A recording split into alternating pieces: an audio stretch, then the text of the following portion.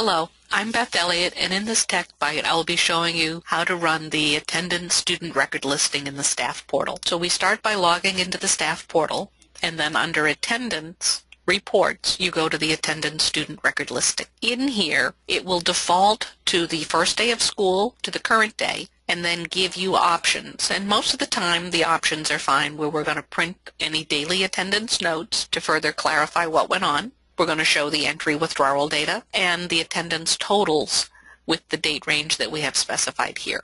If a student is inactive in attendance because they have left the school or other reasons that you have made them inactive because they might be located at another facility, you would have to check the Include Students Inactive for Attendance in order to see them.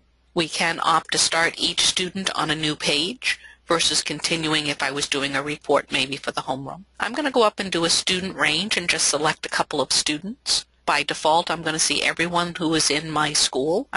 Or the filter, and I'm going to click the Deselect All, and I'm just going to click a couple of students at this point. I'm going to click OK and Print.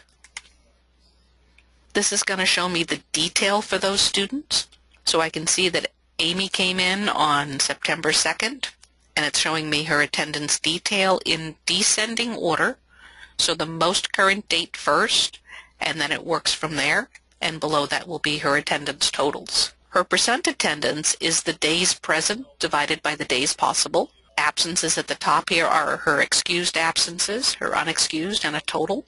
We show that she's been tardy twice, she has not been dismissed yet, and she has no non-member days. Non-member days are days when the student was not a member of the school. So it might be students who started after the first day of school, maybe who left and came back, or have just left. Based on my ending date, she does not have any consecutive absences or tardies, and school has been in session 159 days. If I go to the next page, I can look at Jason, and I can see where Jason started the first day of school and then withdrew a couple of weeks later and came back a month after that. And within that time frame, I can see the attendance that he has had. Jason has some comments that go with his attendance. Any notes would be just under the attendance that's there.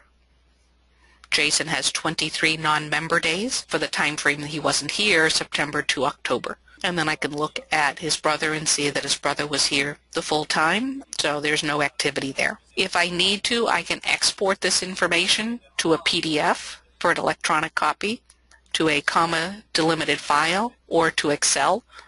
And the Excel, if I export to that, is going to look just like this, as will the PDF, and I would hit Export. If I just want to go to the printer, I'm just going to hit the printer. Now I can go back to set up the report and change a date range. If I was looking for, say, only the first half of the year, I can click the little calendar here and change. If I use the arrow keys, I move 1 month at a time. If I use the double arrow, I'm going to move 3 months at a time. So maybe I only want to go through to the end of December. Using the same student range, when I print, I'm going to see the difference is not so much for Amy and her detail as much as it's going to be her totals at the bottom. So because I'm only going through the end of December, her percent attendance went down to 88% because there aren't as many days that she's been present for the overall time frame. So that can change the percent attendance. If I need to save these settings, not counting the student range, I can go to Save Settings, and I can add an item. And it might be that the settings that I'm saving is through December. So I give that as a description. I save the name. The locking means that no one besides myself can save those settings again. So first I've just saved the name, and now I can save the settings themselves. That means I can come back in at another time. Click the Close here. If I want to recall those settings, I click the Recall Settings button, highlight the item, and hit Recall Settings.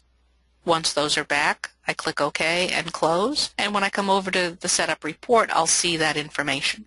You can also opt that if I go back to the student range, I can say that I want to show everyone. Click OK, and I can do my new page based on a field that I specify in my database. So maybe I want to go into the homeroom teacher and select a specific teacher or teachers in here. So I might want to go to Bodnar and Burks. So rather than doing a student range up here, I can do that with here. And in this case, I don't want to start each page on a new student, so I'm going to go ahead and print. And what that does is it gives me the same information I saw on a couple of my students, but now it's grouping it by what teacher I am and their detail one right after the other.